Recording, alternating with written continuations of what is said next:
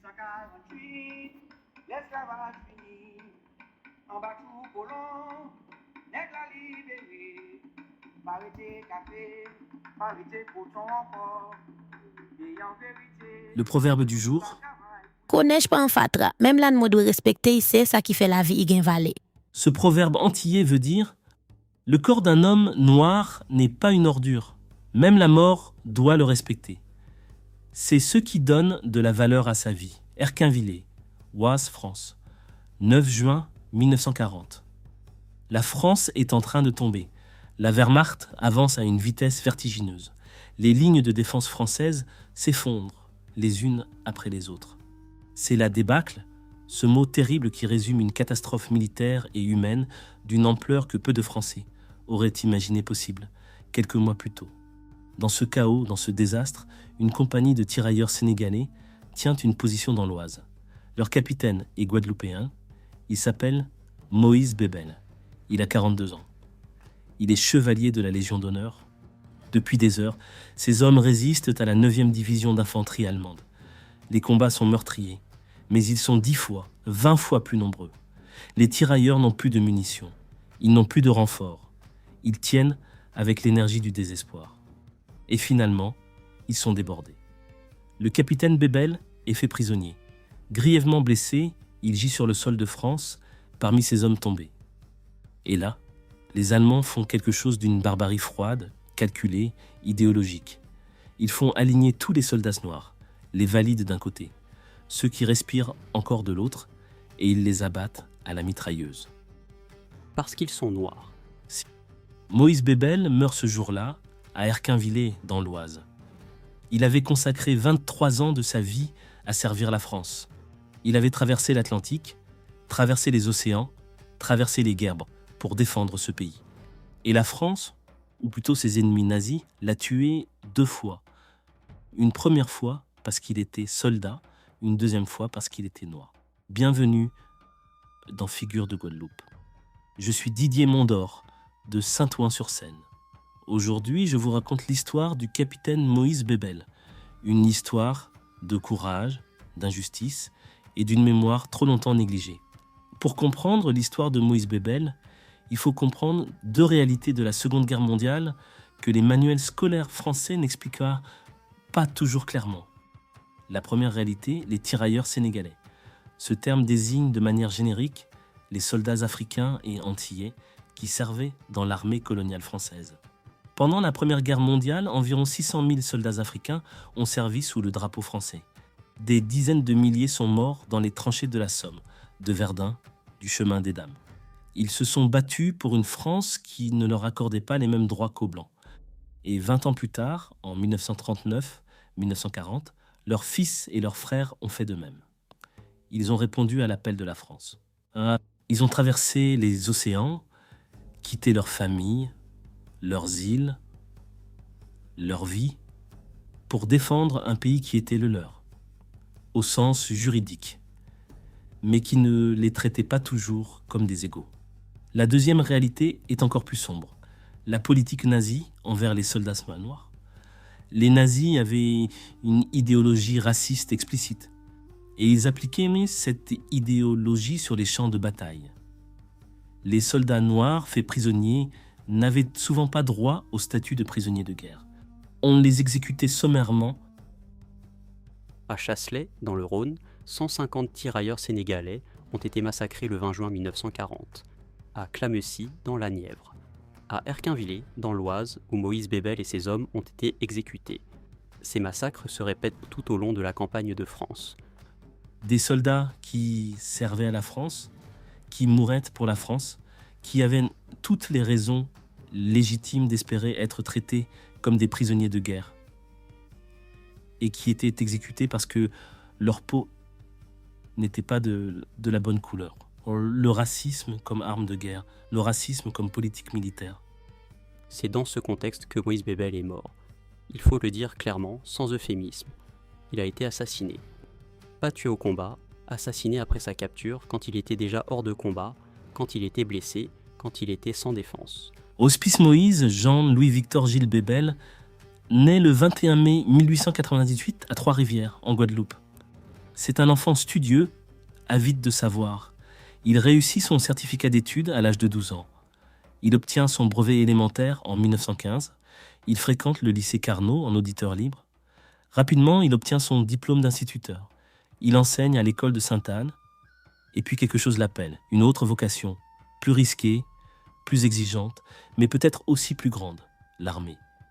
En mai 1917, la Première Guerre mondiale fait rage. Moïse Bébel quitte son poste d'enseignant à Sainte-Anne. Il a 19 ans. Il s'engage dans le bataillon de la Martinique. Après l'armistice de 1918, il fait le choix de l'armée de carrière. Il entre à l'École nationale des sous-officiers d'actifs de Saint-Mexan. Et là, il fait quelque chose d'exceptionnel. Il sort deuxième de sa promotion sur 200 élèves. Deuxième sur 200. L'école de Saint-Mexan accueille les meilleurs sous-officiers de toute l'armée française, de toutes les origines, de toutes les régions. Et ce Guadeloupéen, ce fils de Trois-Rivières, finit deuxième de sa promotion. Pas parce qu'on lui a fait une faveur, parce qu'il était brillant. Il sort aspirant, puis sous-lieutenant, puis rapidement capitaine. Il était au tableau d'avancement pour le grade de commandant, un homme à la veille de la consécration de toute une carrière. Quand éclate la Seconde Guerre mondiale, les combats de juin 1940 dans l'Oise sont des combats de désespoir. Les lignes françaises s'effondrent tout autour. Mais les tirailleurs du capitaine Bébel tiennent. Ils résistent à la fin à la 9e division d'infanterie allemande. Les Allemands subissent des pertes significatives. Pendant des heures, cette petite compagnie fait face à un ennemi bien supérieur, en nombre et en équipement. Le 9 juin 1940, submergés par le nombre et à bout de munitions, les tirailleurs sont débordés. Le capitaine Bébel est fait prisonnier et les Allemands abattent tous les soldats noirs à la mitrailleuse. Moïse Bébel meurt à Erquinvillers ce 10 juin 1940. Il a 42 ans. En 1950, à la demande de son frère Léon, sa dépouille est rapatriée en Guadeloupe avec celle de 6 de ses camarades guadeloupéens tombés au combat. Le 22 janvier 1950, le cargo Mont Everest entre dans le port de Pointe-à-Pitre. 6000 Guadeloupéens se massent sur les quais pour accueillir les dépouilles. 6000 personnes. Pour des soldats que la France officielle avait presque oubliés, mais que la Guadeloupe n'avait pas oublié. 6000 personnes sur un quai, c'est la mémoire populaire contre l'amnésie officielle. Deuxième sur 200 à Saint-Mexan. Il faut y revenir. Dans la France coloniale du début du XXe siècle, un homme noir qui réussit brillamment dans l'armée représente une forme de contradiction que le système tente de gérer tant bien que mal. D'un côté, la République égalitaire qui prétend que le mérite transcende la couleur de peau. De l'autre, une société profondément racialisée qui résiste à cette égalité de fait. Moïse Bébel a traversé cette contradiction avec une dignité silencieuse. Il ne cherchait pas à prouver quoi que ce soit. Il faisait son métier. Il le faisait mieux que presque tous les autres. Et l'armée, institution hiérarchique, méritocratique dans ses meilleurs moments, l'a reconnu.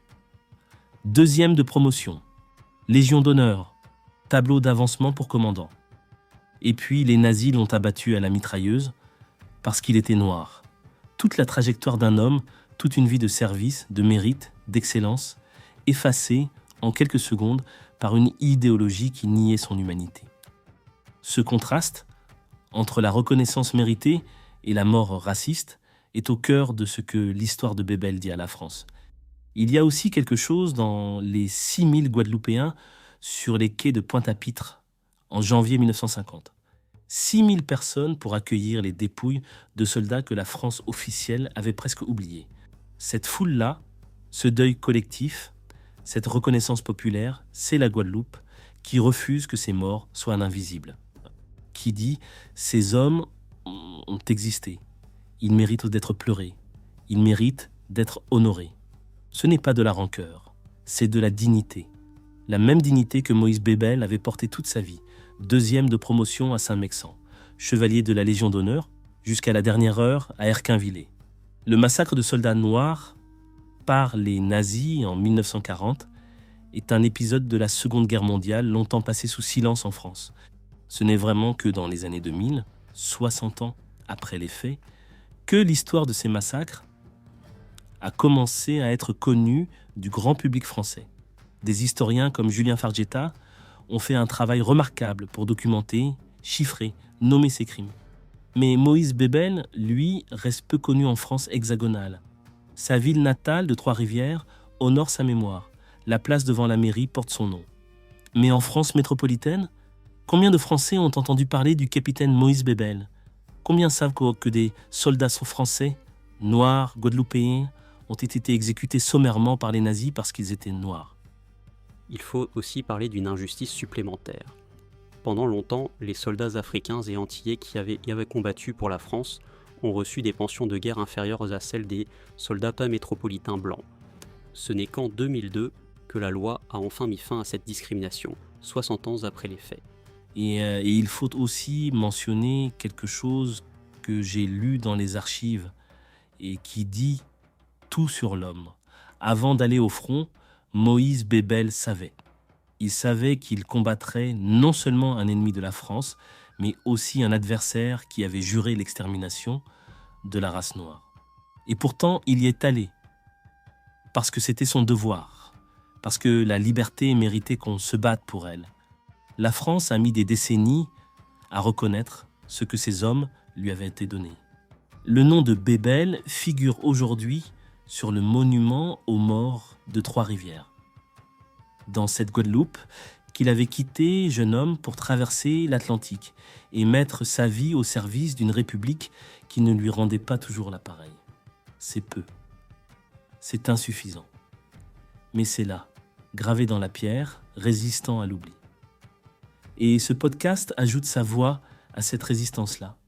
Moïse Bébel, né à Trois-Rivières, Guadeloupe, le 21 mai 1898. Mort à Erquinvillers, Oise, France, le 10 juin 1940. Instituteur, officier, capitaine, chevalier de la Légion d'honneur, mort pour la France, exécuté parce que noir.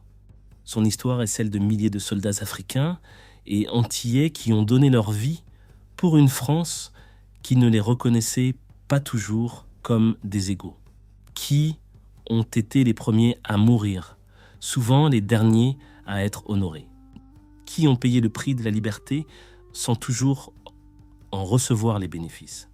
Il mérite que son nom soit prononcé dans les écoles de France, que son sacrifice soit reconnu dans l'histoire nationale. Que les Français, tous les Français, sachent que parmi ceux qui ont défendu la France contre le nazisme, il y avait des Guadeloupéens comme Moïse Bébel. Dans le prochain épisode, nous resterons dans la Seconde Guerre mondiale. Mais cette fois, nous parlerons d'un homme qui a survécu. Un jeune Guadeloupéen de 20 ans qui a quitté son île dans un petit canot pour rejoindre la France libre. Un homme qui a vécu jusqu'à l'âge de 103 ans. Il est mort parce qu'il était noir et soldat. La France doit continuer à prononcer son nom. Bébel est tombé sur un champ de bataille européen, loin de son île, pour une liberté qui ne lui était pas encore reconnue. Margot, Gabriel, ceux qui ont tout donné méritent qu'on garde leur nom. Le capitaine Bébel n'a jamais eu de monument, donnez-lui au moins un like. Abonnez-vous sur Spotify, Apple Podcast, Deezer, Amazon Music. Suivez la chaîne YouTube Figures de Guadeloupe, Instagram et Facebook. Partagez cet épisode. Ces soldats oubliés méritent que leur nom soit enfin connu. Pour nous pas réfléchir, yo ba nous la télé, pour nous pas rassembler, yo créé chômage, pour nous rester à la merci, pas sans vérité.